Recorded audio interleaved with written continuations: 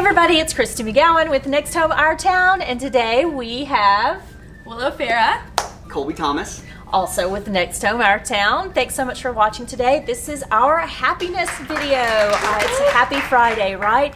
And today we're going to talk about ways that you can find gratitude when everything goes wrong.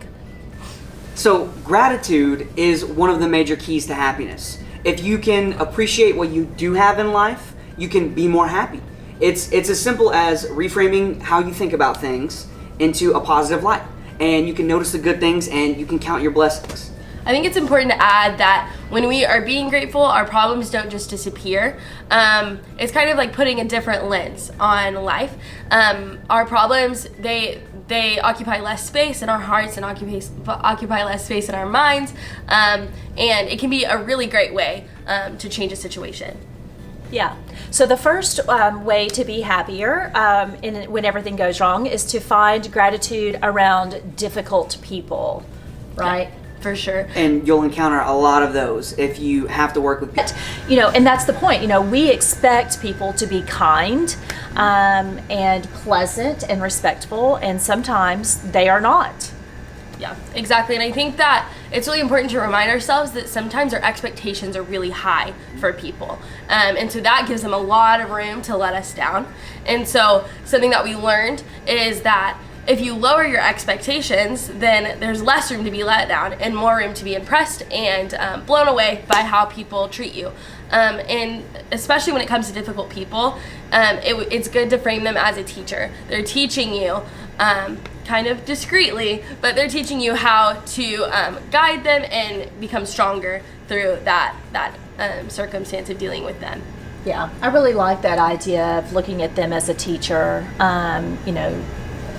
reframing them as a teacher, as a guide to test our skills on handling situations that can be difficult. Another way to be happy is to find gratitude when you catch yourself complaining, and I have a really, really bad habit of this. Agreed. No, Oh, it's mostly when, and I think everybody does this, we have a hard time when things don't go our way, right? Mm-hmm. If you have a certain expectation of how things are going to go and they don't play out like that, it frustrates everybody. Everyone can get frustrated with something like that. So if you're expecting things to go a certain way and they don't, you're going to complain about it because it didn't match your set of events that you had played out in your head. Yeah, and I think it's important to remember that there will always be something to complain about. I mean, you could complain. I mean, in Texas summers, that alone is something to complain about. So that's 4 months out of the year. There's always something to complain about. But there's also, on the flip side of that coin, something to be grateful for. And it's all about how you look at it and, what you choose to be excited or upset about.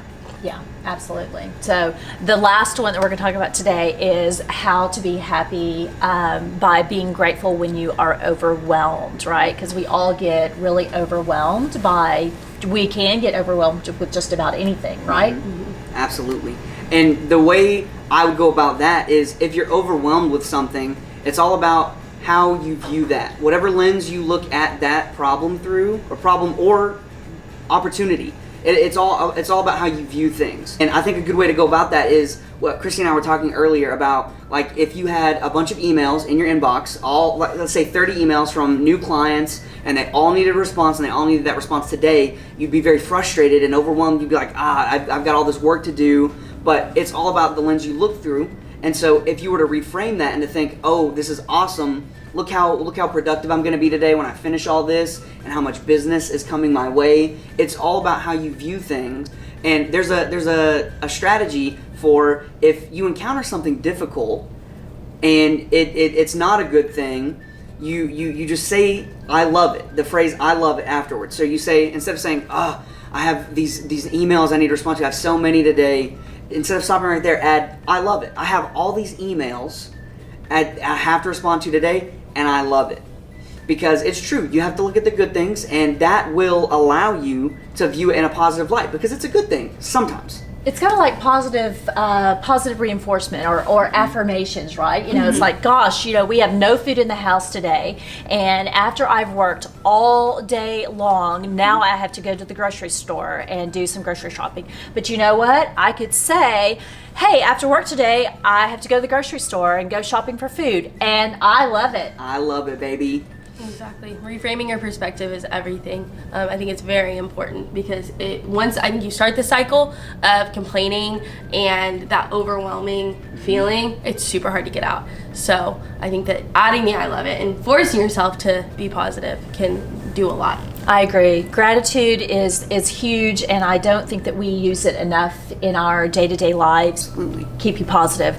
Well, thanks so much for watching today, and don't forget, have a great weekend and be happy. Be happy. Next homie. Peace. Happy birthday, Colby. It's my birthday. It's Colby's birthday, by the way. Happy That's birthday, something to be Colby. grateful for. Yeah. So I don't know why you're not happy today. It's my birthday. It's Colby's birthday, and I love it. And I love it!